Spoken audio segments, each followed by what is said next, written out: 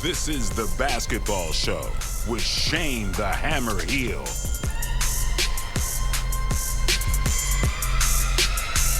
What they gonna say next? Hello and welcome to the Basketball Show. I'm Nathan Stremple and it is great to be with you in our brand new home here at Code Sport and Code Basketball and all of their platforms and all of the News Corp mastheads across the country. It's wonderful to be joining you, and a big thank you to our friends at Boost Mobile, the legends and leaders in prepaid mobile, Australia's biggest network at a great rate. And the man himself, Shane Hill, the four-time Olympian, the legend. It's very good to be back, sir. Yeah, it certainly is, mate. It's been a long off-season and it's been a challenging 2023 for myself, but not nearly as challenging as our good mate Corey Homicide Williams, who's got some serious health problems he's battling right now. So right off the top of the show, we want to send our love to him. I'm sure he'll fight through. Yeah, fighting for his life. We love you, Corey, and we're right behind you in your biggest battle. And a lot happening in basketball in the off-season as well. So much. World Cup's just gone by. It's all happening. Hey, we've got new people on the show. John Casey with us later on. That's going to be fantastic because we only ever hear him call games. Not that he's got a brilliant basketball mind as well. The human basketball encyclopedia, John Casey, plus all of the talent from last year. Jo Healy will be back shortly. She's doing great things over in the States at the moment. Derek Rucker will be with us. Matt Logue will join us later. And much more coming up this season on the Basketball Show. It's all happening. Let's get into it. Right off the bat, the NBL Blitz in the Gold Coast. Lots of people talking about how good it was and a great success. Is it time for an NBL team to be back in the Gold Coast? Well, by all reports, it was a huge success, no doubt about that. And I think it is the perfect place to run a Blitz every year and to run the All-Star game every year. But word has it that they're going to be the next team to get it. And it's hard to really challenge Larry Kesselman based on his history of getting Tasmania right, because he did the property deal and they've sold out every game that they've been in there. I'm not so sure that Gold Coast is the way, but we've got to trust him. I'd love to know what other places are really vying and what could happen there, because you have a look at the fans that go to the AFL and the rugby league up there over a long period of time. There's not a lot. Maybe they're waiting for hoops. Agreed. Maybe they're waiting for hoops. A lot of people said it felt like summer league, so the Blitz a tick. Let's wait and see what happens. Do it bigger and better, maybe. If it's time for a team. Hey, Delhi's on fire. Perth and United, they're tooled up and loaded. Do they become the teams to beat? Well, the Kings are probably the team to beat. I love what Perth have done, though. Perth look fantastic. I love Usher. I love his excitement, his enthusiasm, a bit of passion. Bryce Cotton's still the best player in the league. You got the Websters, Pinder there. The next star. They just brought in Doolittle. They're going to be tough. I mean, I think Melbourne are good, but I'm not sure whether we've just overrated them a little bit. I know they're one of the favourites to win it. I'm looking at it with JLA out. They look a little bit thin to me up front. I think it's going to be a bit tougher for them. I look at somebody like Southeast Melbourne and Cooks. I know he's short term, but he is a beast. And you look at Cummings, he looks, like he's a little bit older, but he's smooth. Looks like he's got a whole lot of game. And then obviously we've got Brown and Creek as well. New Zealand too, what I saw of New Zealand, to me, New Zealand's going to be the favourites. Yeah, we'll get to those in a little bit. You do mention thin up front. Huck Porty coming back off an Achilles injury. Luke Travers. Outside of that, it's Newley and Lowe in the front court for United. You mentioned the Kings being the one to beat. Let me jump to them. The Kings, two-time champions, trying to do it three times. As you all know, the Kings have done it before. DJ Hogue out for 3 to 4 weeks, though. How does that affect them? I mean, that hurts them, but they're the team to beat. They're the reigning champs. The reigning champs are always a team to beat. And they've been able to bring in some extra talent. I mean, when you look at Bolden and you look at where he was before he sort of retired, I mean, he was exceptional.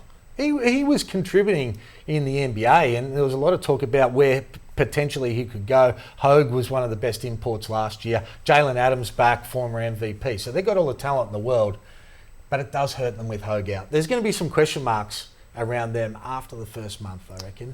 One to watch, big opportunity for Alex Tui and or Jalen Galloway with Hogue being out those 3 to 4 weeks. Moving on to coaching, Trevor Gleeson available. We saw him on the broadcast for the World Cup. Does that put people under pressure? No doubt. I mean, he's had an unbelievable career, hasn't he, in the NBL. So you probably think that the first team and the first coach under pressure has got to be at the Adelaide 36ers, just on their performances so far. I know it's pre-season, but there was a lot of expectations when they came back from the NBA last year after beating the NBA team.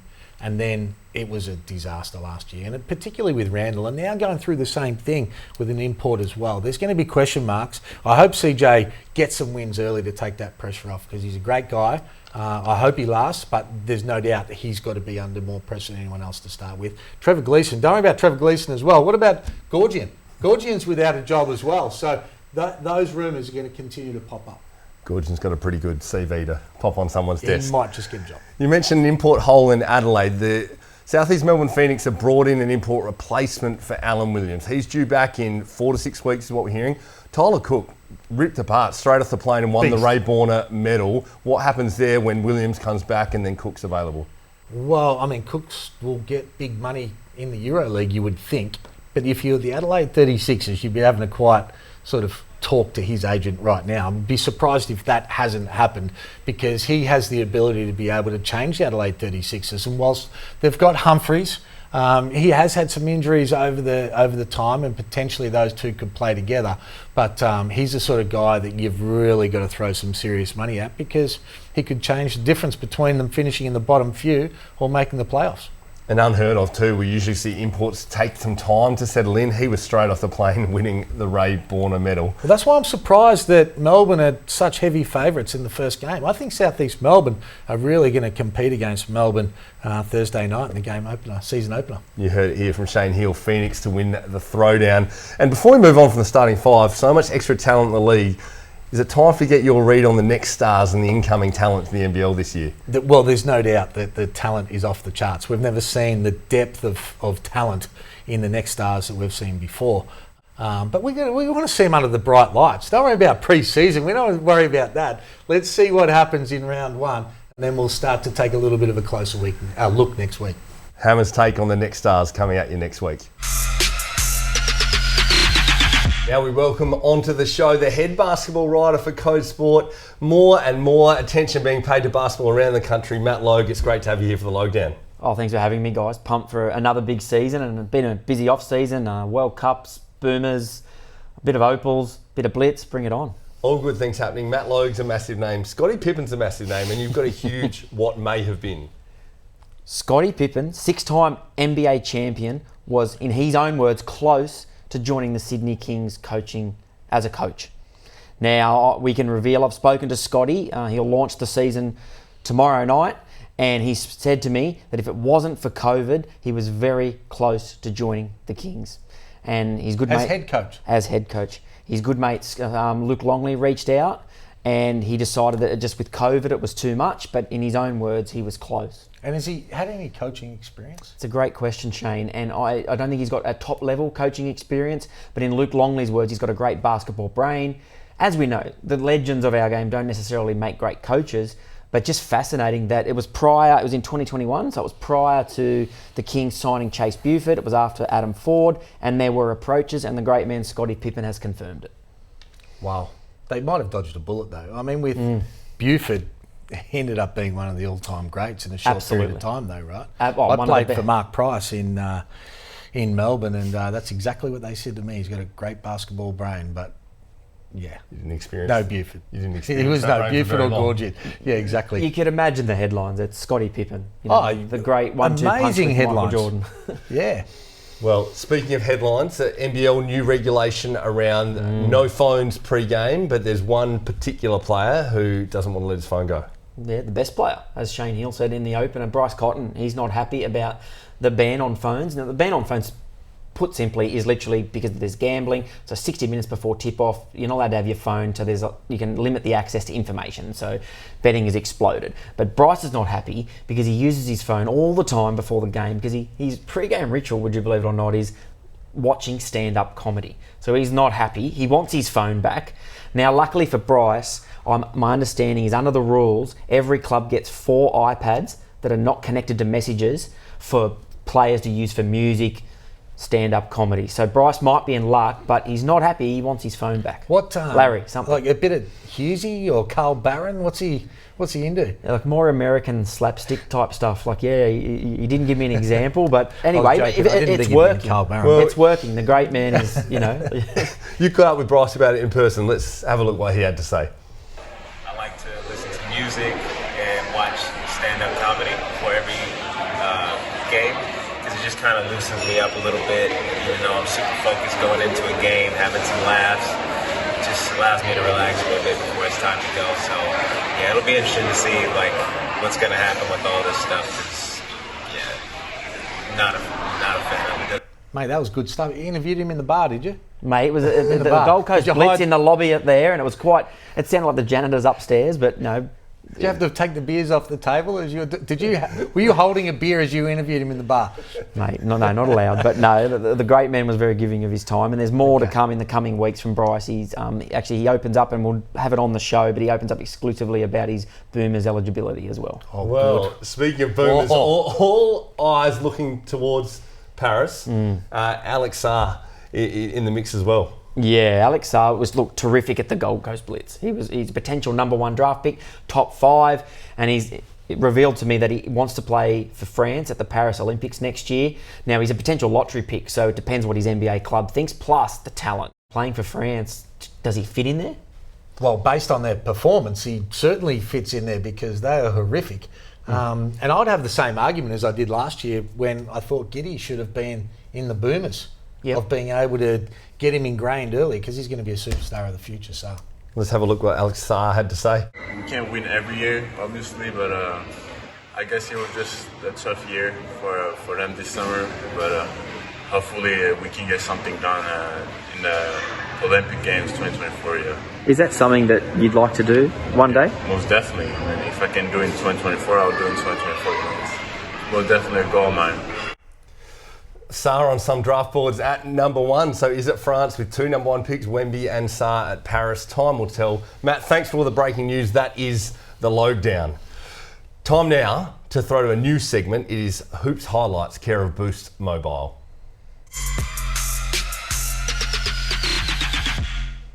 This is where we look at the week's highlights in hoops. We throw it across to you to vote for what you think is the best, all supported by our friends at Boost Mobile. Matt, we'll start with you. What's your highlight this week? Mate, Jalen Adams' first touch at the Blitz. Cheeky no-look around the back pass. And I thought, welcome back, Jalen. Like, if this is a precursor to potentially what we'll see, I just can't wait. We look at it here and he was, beautiful stuff. And I'm excited because even speaking to Bryce Cotton, I said, mate, Jalen Adams is back. And Bryce was like, oh yeah, I just like playing against the best. But for Jalen, it's personal. Jalen, we put it second in the top 30 players in our Code Sports top 30 NBL players. And I know the last time I did that, I got a message from Jalen. He was blowing up. He wasn't happy.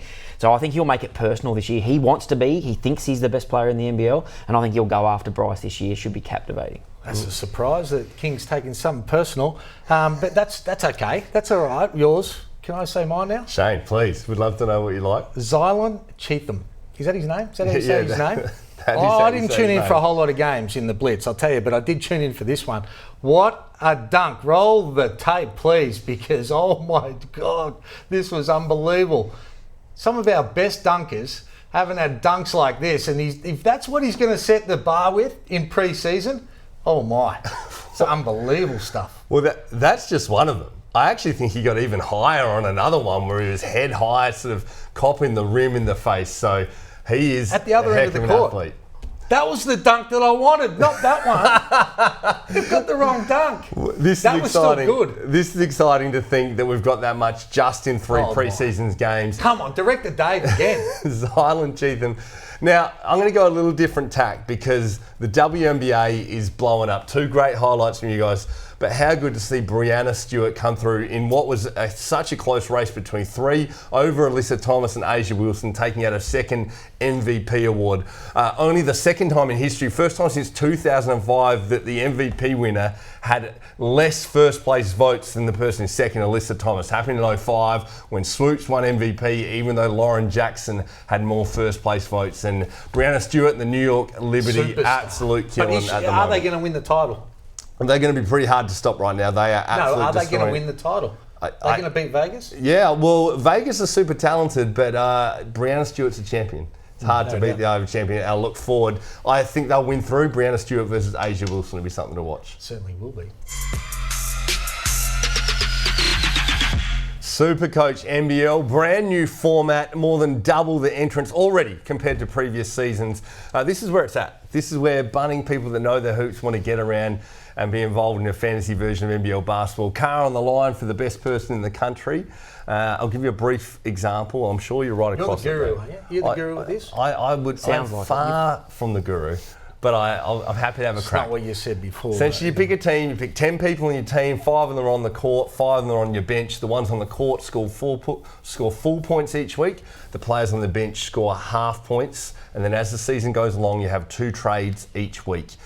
Players get a certain amount of points for each point they score, a little bit more for rebounds, a little bit more again for assists, more again for steals and blocks. That's essentially the essence of it. You put your team together, have a look at the schedule. Sometimes teams play 2 games one week, so that helps.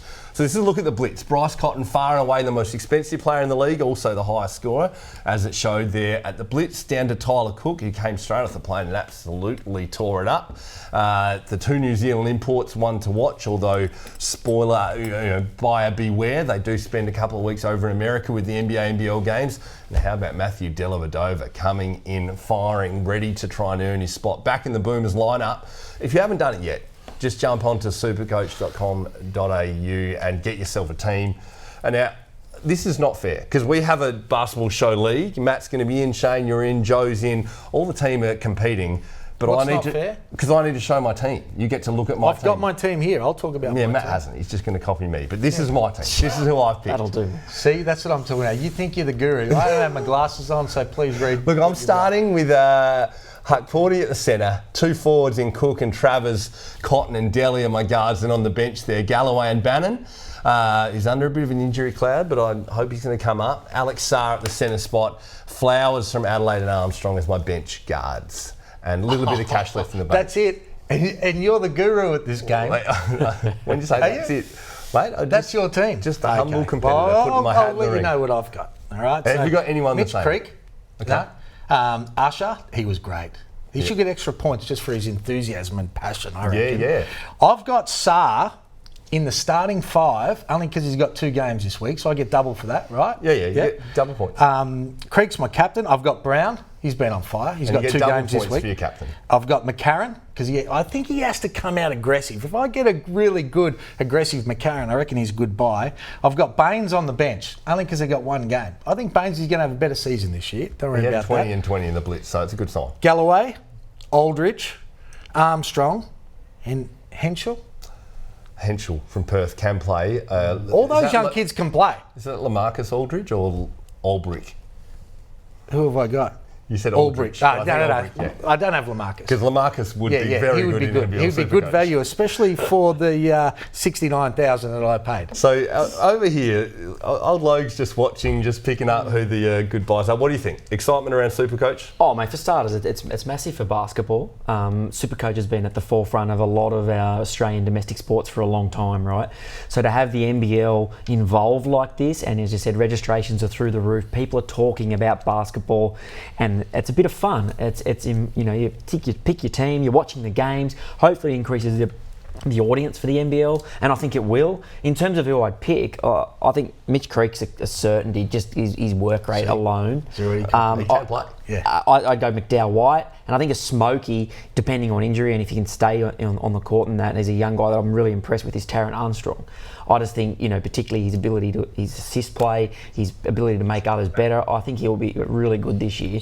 So Shane's made some decent picks, if I'm honest. Yeah, and you've got to watch the injuries. You've listed a few there under some injury clouds, so that is all part of it. SuperCoach to be great. Our mate Mick Randall is all over it. He's got a we'll baby get Mick on the way, show. But he's just researching SuperCoach the whole time. He says it's paternity leave. He's just looking at SuperCoach. If you haven't signed up yet, join NBL SuperCoach and look at the Basketball Show League if you want to see us going head to head. Now this is exciting. For the first time on the Basketball Show, joining us from the studios of 7, the doyen of Australian basketball on points made, it's John Casey. And Casey, you called every game for the Boomers at the World Cup, and the turnaround to the Paris Olympics is very short.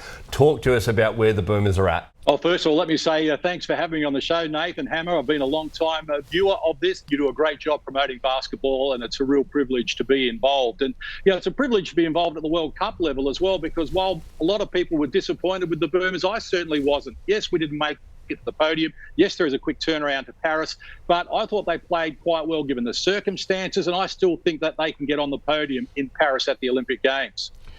Well, I don't disagree with any of that case, but can you believe some of the people that came out and wanted Gorge's head? He got us a medal last year, the first ever medal, and 12 months later, some people are saying the game's past him.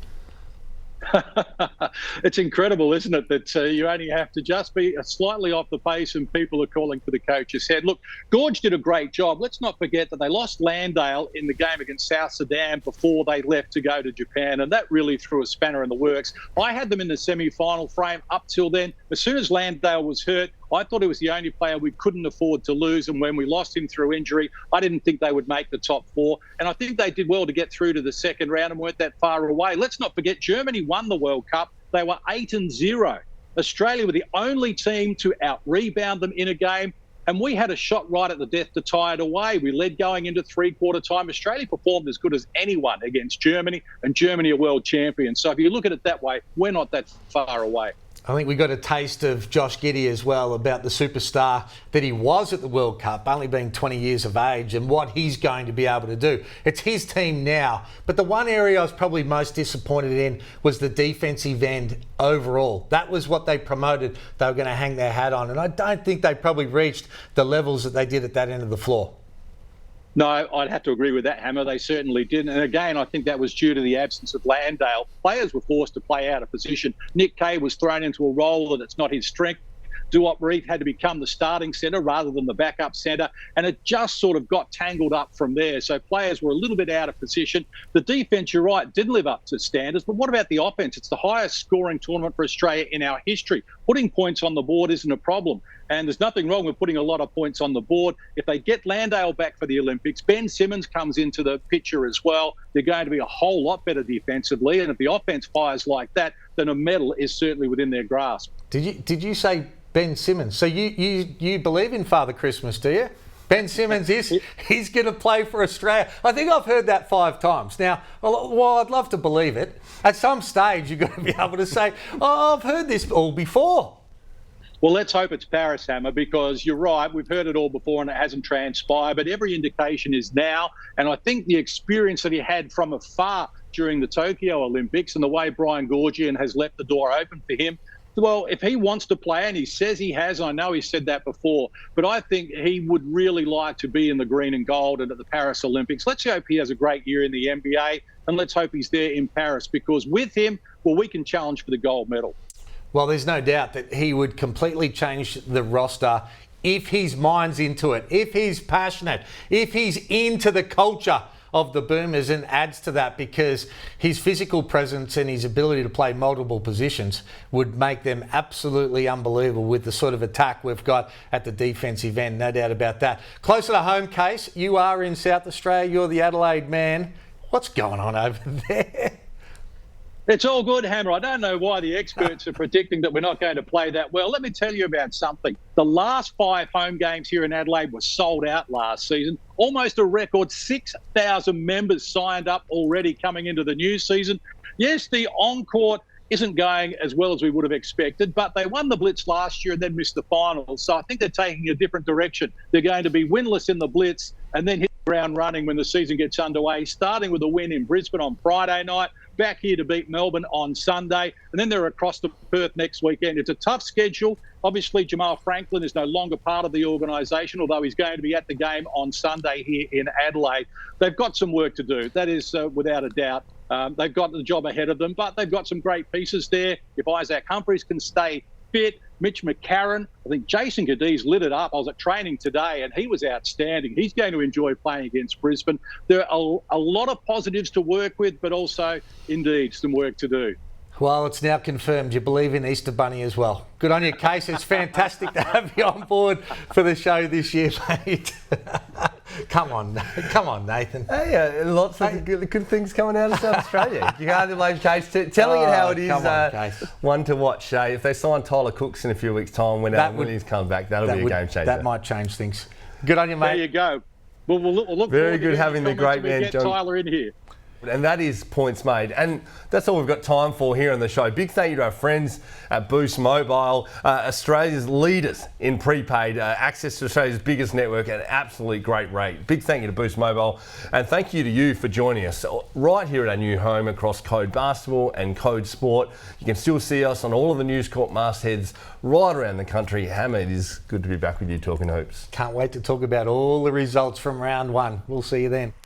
This is a co-production by News Corp Australia and Closer Sports.